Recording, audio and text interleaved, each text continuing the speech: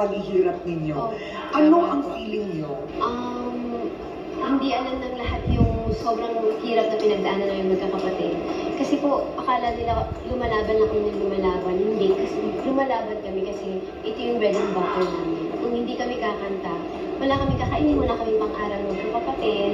Ito pong bahay na to, reward namin to sa... Siya. Tapos, si Mama lahat na nag-tupperware sa mga bundok-bundok. Tapos sabi po ni Mama nung year 1997 na parang nakikita niya daw po yung mga pinsan namin, nag-aasawa na lang sa probinsya. Parang sabi niya, ayoko maging ganito yung mga anak ko.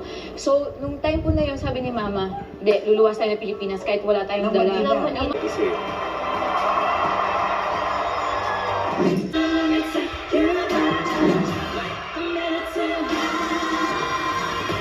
This is probably one of the best I've ever seen.